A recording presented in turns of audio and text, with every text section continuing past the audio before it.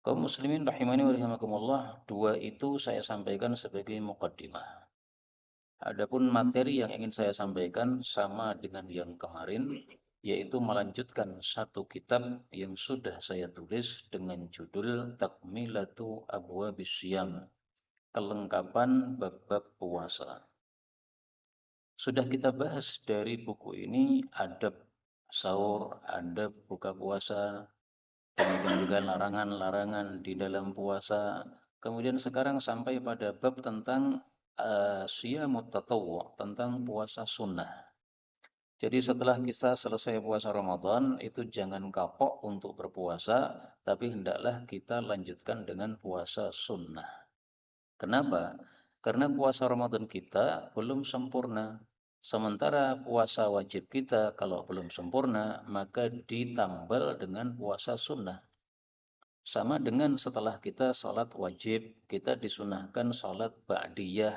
Ini dalam rangka menambal kekurangan yang ada pada sholat wajib kita.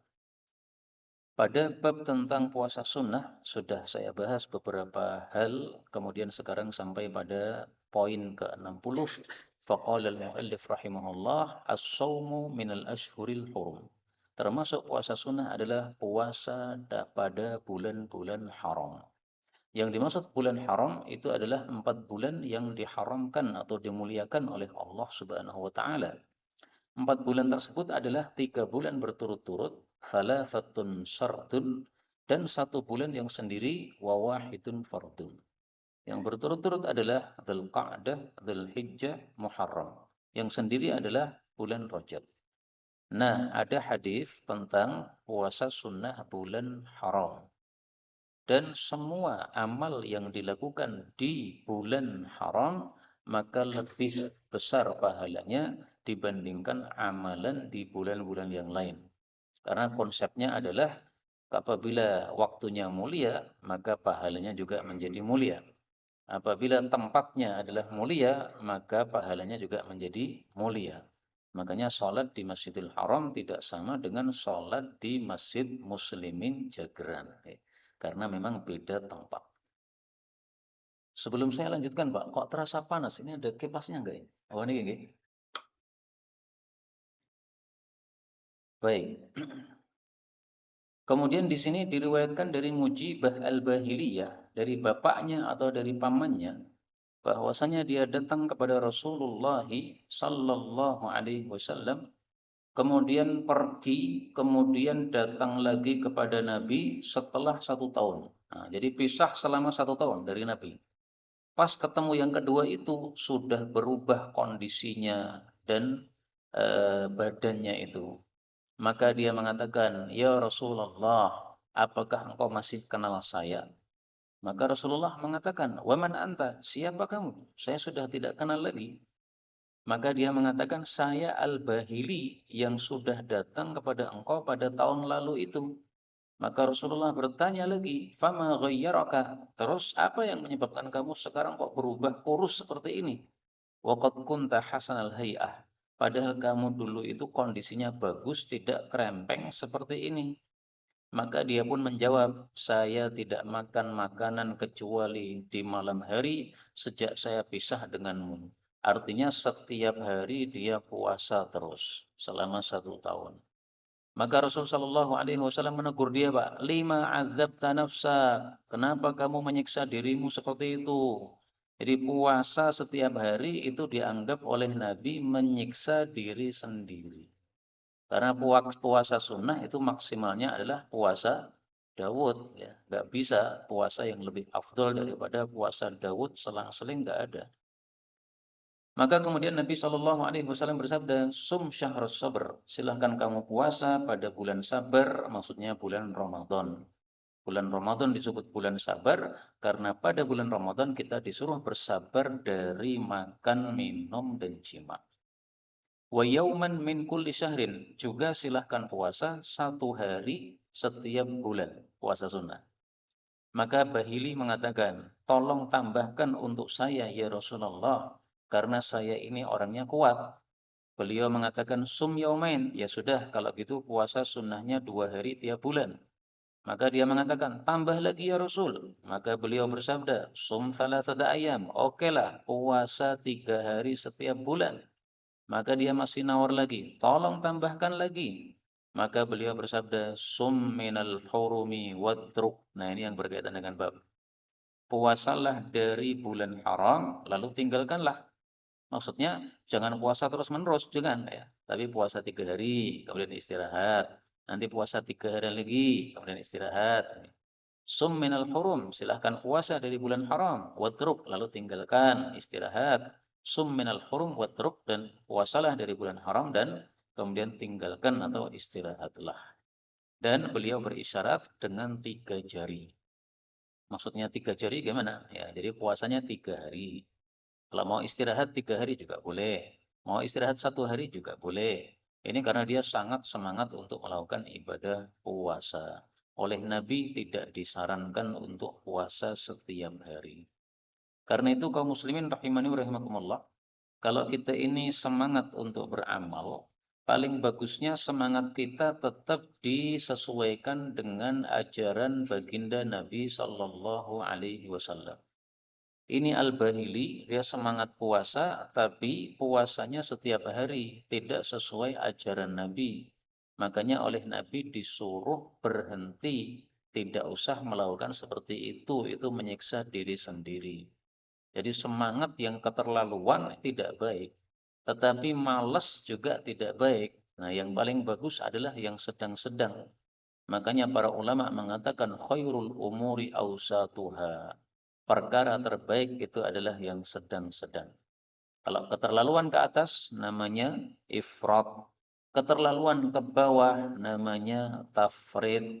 Ifrat sama tafrid tidak baik. Morat marit tidak baik. Yang paling baik adalah tengah-tengah. Kemudian bab berikutnya fadlu saumi ayyamil bid. Fadilah puasa hari-hari putih. Hari-hari putih tanggal berapa? 13, 14, 15 dari bulan Arab menurut mayoritas para ulama. Saya mengatakan menurut mayoritas para ulama karena ada perselisihan pendapat. Sebagian kecil ulama berpendapat Ayyamul Bid itu tanggal 12, 13, 14. Tapi pendapat ini marjuh atau lemah. Kemudian kenapa disebut hari putih?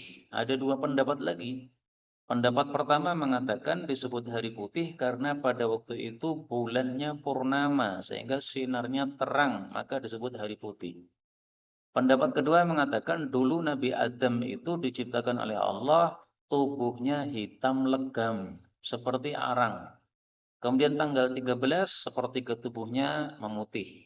14 sepertiga lagi, 15 sepertiga lagi. Nah, akhirnya tidak jadi hitam legam. Tapi cerita seperti itu biasanya adalah cerita-cerita Israiliyat yang sumbernya dari riwayat-riwayat Bani Israel yang boleh kita ceritakan tapi tidak usah dipercayai, tidak usah pula diingkari. Mudah-mudahan semua kita bisa masuk surga ketemu Nabi Adam alaihi salatu wassalam. Amin. Kemudian silahkan nanti bertanya kepada Nabi Adam, apakah betul panjenengan pernah hitam legam seperti arang? Apakah benar tanggal 13, 14, 15 kemudian berubah menjadi putih sepertiga, sepertiga, sepertiga? Kalau kata beliau betul, nah berarti riwayatnya tadi benar. Kalau kata beliau tidak, nah berarti riwayatnya itu salah. Nah, sekarang apa fadilahnya puasa Ayyamul Bid? Dari Abu Dzar radhiyallahu anhu, dia mengatakan amarona telah menyuruh kami Rasulullah sallallahu alaihi wasallam untuk kita berpuasa dari setiap bulannya thalathata ayyamin 3 hari, yaitu thalatha asyrah tanggal 13, wa arba' asyrah tanggal 14, wa khamsa asyrah dan tanggal 15. Nah, inilah dalilnya jumhur bahwasanya Ayyamul Bid itu mulainya tanggal 13 bukan tanggal 12. Dan hadis ini diriwayatkan oleh Nasai dan Tirmidzi dan disahihkan oleh Ibnu Hibban. Kaum muslimin rahimani wa rahimakumullah, puasa 3 hari tiap bulan itu ada 2 tingkatan. Ada puasa Ayyamul Bid dan itu yang lebih utama. Ada lagi puasa 3 hari tiap bulan bebas waktunya kapan. Tidak harus tanggal tersebut. Nah, sehingga Kalau panjenengan sudah terbiasa puasa Ayyamul Bid, tapi pada suatu hari tidak bisa melakukan 3 hari. Misalnya tanggal 14 diundang walimahan teman, akhirnya tidak puasa. Nah, bisa diganti pada tanggal 16, nggak apa-apa.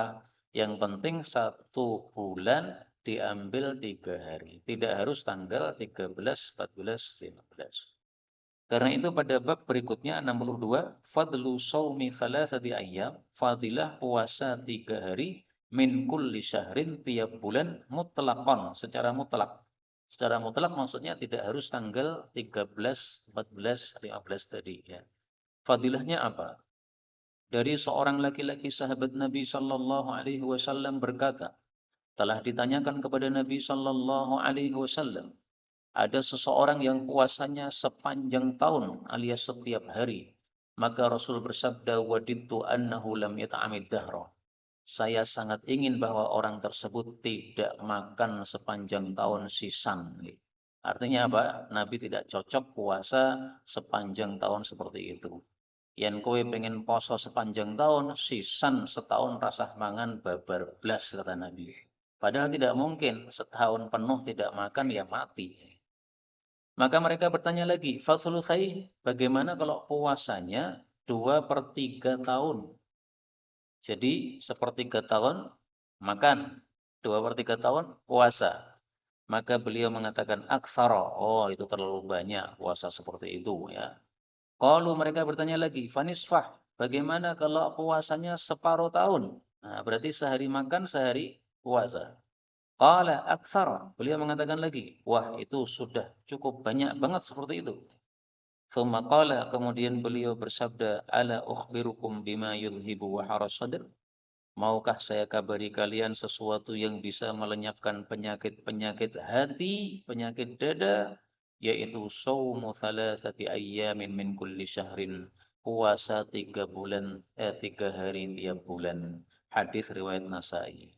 Nah, ini fadilahnya kalau kita puasa setiap bulan 3 hari. Baik itu ayamul bid tadi, maupun secara bebas, yang penting 3 hari. Tanggal 1, 11, 21 boleh. Tanggal 10, 20, 30 boleh, pokoknya bebas.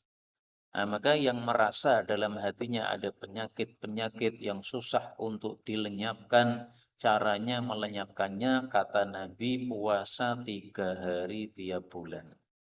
Penyakit hati apa saja? Banyak. Ada sombong, itu penyakit hati. Ada ujub, itu penyakit hati. Ada dengki, iri, itu penyakit hati. Ada gerundelan, itu penyakit hati. Ada mangkelan, gampang mangkel, itu ya penyakit hati. Nah, semua penyakit-penyakit hati ini bisa disembuhkan, dilenyapkan dengan puasa 3 hari setiap bulan. Berikutnya kaum muslimin, fadlu saumi yaumin. Puasa, fadilah puasa 1 hari fi jihadin, ketika kita berjihad fi sabilillah, berperang melawan orang-orang kafir, au fi ikhlasin, atau puasa dengan ikhlas. Nah, kalau ini agak berat, Pak. Puasa sambil jihad. Jihad itu berat, puasa juga berat. Berat ditambah berat, makanya fadilahnya besar. Dan di Indonesia tidak ada perang. Nah, berarti yang bisa mengamalkan hadis ini adalah saudara-saudara kita yang sedang berperang melawan Israel, baik di Filistin maupun yang lain-lainnya. Kita baca hadisnya. Wa an Abi Sa'id al-Khudri radhiyallahu anhu qala qala Rasulullah sallallahu alaihi wasallam. Ma min 'abdin, tidak ada seorang pun hamba yasumu yauman fi sabilillah, yang berpuasa 1 hari di jalan Allah, illa ba'adallahu bidzalikal yaum, kecuali Allah jauhkan dengan sebab 1 hari puasa tadi, an wajhihin nar, api neraka dijauhkan dari wajahnya, sab'ina kharifan, sepanjang perjalanan 70 tahun. Hadis muttafaqun alaih, dan ini adalah lafalnya Imam Muslim. Nah, ini fadilahnya kalau seorang mujahid sambil berjihad kemudian dia berpuasa. Dijauhkan dari neraka sejauh-jauhnya. Kata-kata sejauh-jauhnya diungkapkan dengan ucapan di sini 70 tahun perjalanan. Perjalanan dengan onta sampai 70 tahun baru ketemu nerakanya. Itu saking jauhnya dia dari api neraka. Nah, kata-kata fisabilillah, berpuasa di jalan Allah, ini ada dua tafsiran, Pak. Tafsiran yang pertama, tafsiran sempit. Di jalan Allah artinya perang melawan orang-orang kafir, jihad tadi. Tafsiran yang kedua, tafsirannya luas. Disebut fisabilillah itu maksudnya kalau kita ikhlas. Makanya babnya tadi mengatakan fadilah puasa di medan jihad atau puasa dengan ikhlas.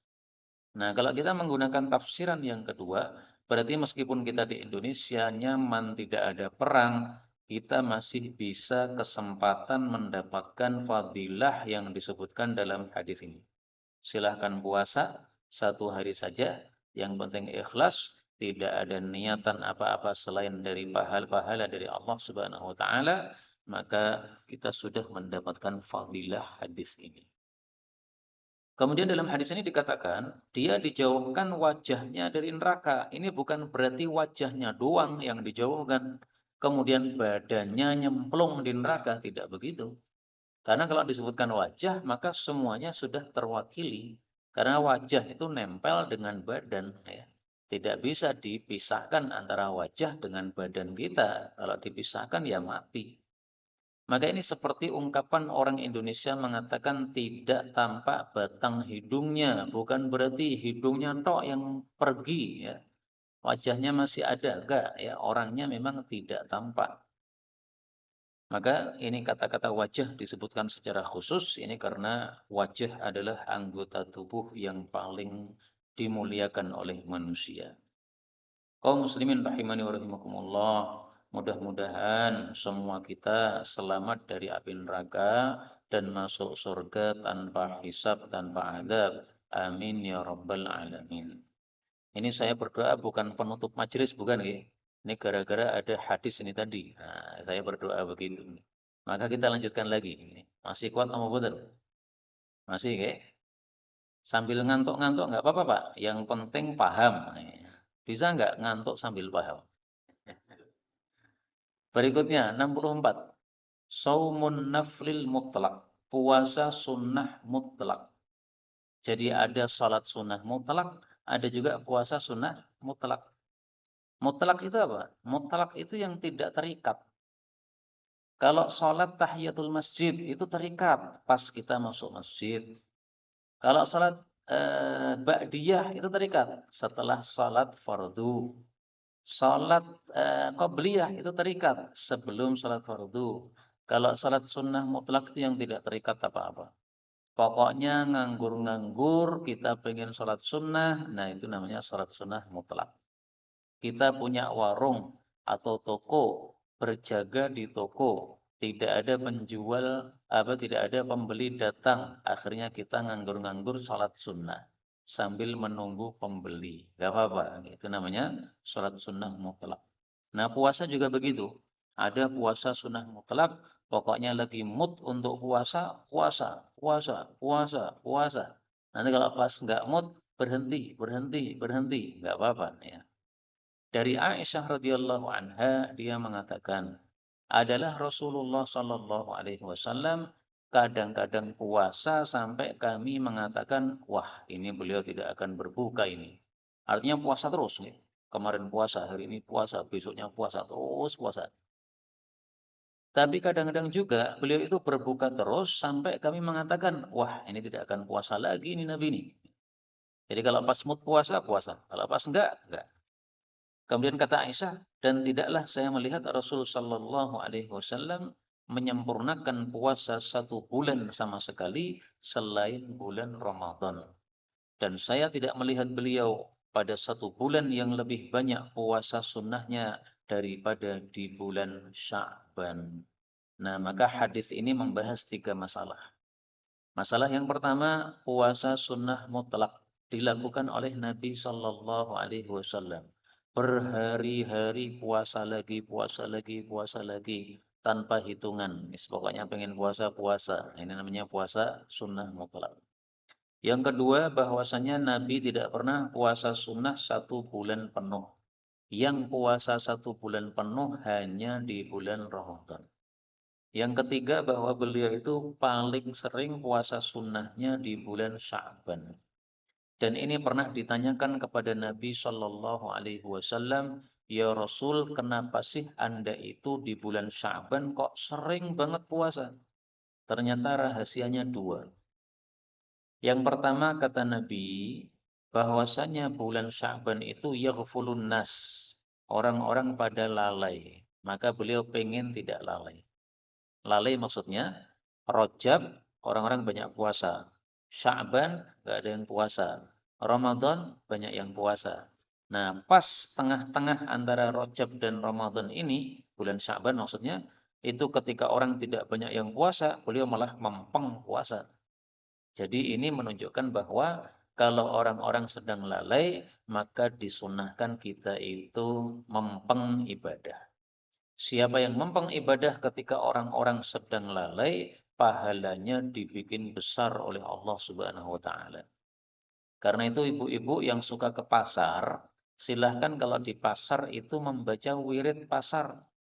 Karena siapa yang membaca wirid pasar, karena dia membaca wirid di tengah orang-orang yang lalai, maka pahalanya sangat besar, yaitu 1 juta pahala.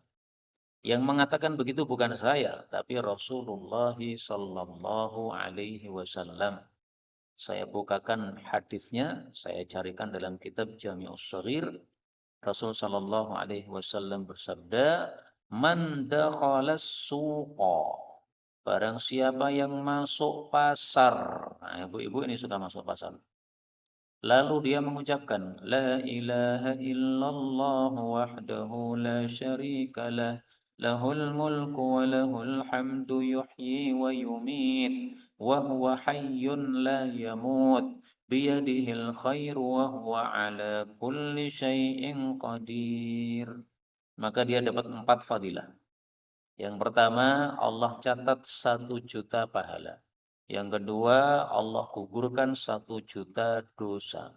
Yang ketiga, Allah tinggikan 1 juta derajat di surga. Yang keempat, Allah bangun istana di surga. Hadis riwayat Tirmidzi.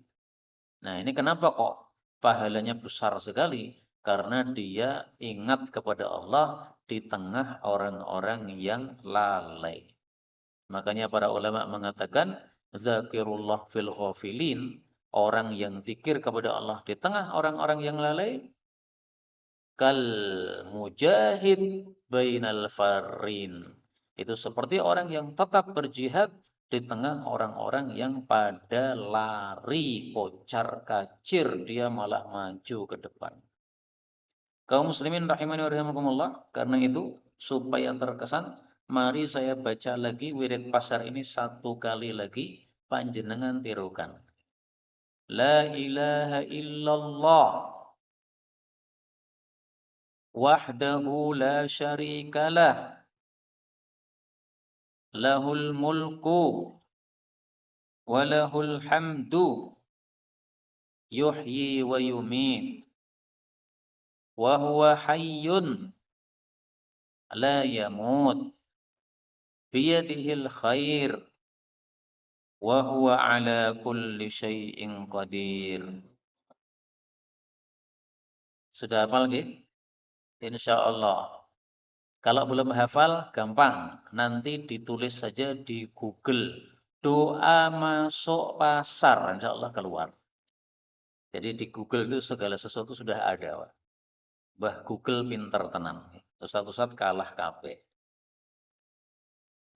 Tapi hati-hati, yang nulis siapa itu kita perlu hati-hati.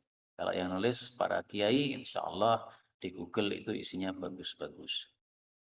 Kemudian rahasia yang kedua, kenapa Nabi kok banyak puasa di bulan Sya'ban? Karena kata Nabi, turfa'u fihi a'malul ibad. Karena pada bulan Sya'ban itu amalan hamba diangkat kepada Allah, dilaporkan kepada Allah. Sehingga kata Nabi, saya paling suka ketika amal diangkat kepada Allah, saya kondisinya sedang puasa. Nah, itu 2 rahasia kenapa beliau suka puasa sunnah di bulan Sya'ban. Dan dari hadis itu kita ketahui bahwa ternyata Allah suruh malaikat untuk melaporkan amal kita. Ada pelaporan harian pagi dan sore, ada pelaporan pekanan Senin dan Kamis, ada pelaporan tahunan yaitu pada bulan Sya'ban. Nah, maka jangan sampai ketika dilaporkan amalan kita kepada Allah dalam kondisi kita berbuat maksiat. Dilaporkan subuh, kita tidur nggak ke masjid, ngisi-sini kan. Dilaporkan asar, kita nggak ke masjid lagi, ngisi-sini lagi. Nah, jadi pagi sore jangan sampai dilaporkan yang jelek-jelek oleh para malaikat. Kaum muslimin rahimani wa rahimakumullah, saya tambah satu hadis lagi supaya pas 30 menit. Bab yang ke-65, saumu yaumin wa iftaru yaumin. Puasa sehari dan berbuka sehari. Disebut apa? Puasa Daud. Demikian juga ada saumu yaumin wa iftaru yaumaini. Puasa sehari dan berbuka 2 hari. Nah, berarti 2 hari tidak puasa, lalu 1 hari puasa. Dari Abu Qatadah Al-Ansari radhiyallahu anhu, bahwasanya Rasulullah sallallahu alaihi wasallam ditanya tentang puasa 2 hari dan berbukanya 1 hari. Maka beliau balik bertanya, wa may yutiqu dzalik? Siapa yang mampu melakukan kayak begitu? Berat itu. Kemudian beliau ditanya lagi tentang puasa sehari dan berbukanya yang 2 hari. Maka beliau menjawab, laita annallah qawwana lidzalik. Semoga Allah membuat kita kuat melakukan puasa macam seperti itu. Lalu beliau ditanya lagi tentang puasa sehari, berbuka sehari, yaitu puasa Daud. Maka beliau katakan, dzaka shaumu akhi Daud, itulah puasa saudaraku Nabi Daud alaihi salam. Kaum muslimin rahimani wa rahimakumullah, Nabi Daud itu memang terkenal sangat-sangat ahli ibadah. Sehingga tahajudnya mantap, puasanya mantap, jihadnya mantap, segala amalnya mantap. Tapi dia kalah dengan anaknya yaitu Nabi Sulaiman dalam bab ilmu sebagai qadhi atau hakim. Jadi Nabi Daud lebih mantap ibadahnya, tapi Nabi Sulaiman lebih mantap ilmunya. Dan itu seolah-olah menggambarkan ya, bahwasanya manusia itu kalau fokusnya kepada ibadah, maka biasanya ilmunya ya agak kurang. Meskipun dia ulama, tapi kalah dengan yang lainnya. Sebaliknya, kalau orang yang mantap dalam bab ilmunya, nah itu biasanya dalam bab ibadahnya ya kalah dengan yang lainnya. Nggak ada masalah, karena semua itu rezeki dari Allah. Allah ngasih rezeki kita ahli ibadah. Allah ngasih rezeki kita ahli ilmu. Allah ngasih rezeki kita ahli jihad. Dinikmati saja apa yang diberikan oleh Allah kepada kita. Tidak semua kita kaya, ada yang dibikin kaya, ada yang dibikin tidak. Tidak semua kita pintar, ada yang dibikin pintar, ada yang tidak dibikin pintar. Semuanya dari Allah, kita terima apa adanya, dan kita menggunakan sebaik-baiknya apa yang sudah diberikan oleh Allah Subhanahu wa taala kepada kita untuk mendapatkan pahalanya Allah dan ridhonya Allah, dan dengan demikian mudah-mudahan semua kita bisa mendapatkan husnul khatimah. Amin ya rabbal alamin. Wallahu taala a'lam bissawab. Walhamdulillahi rabbil alamin.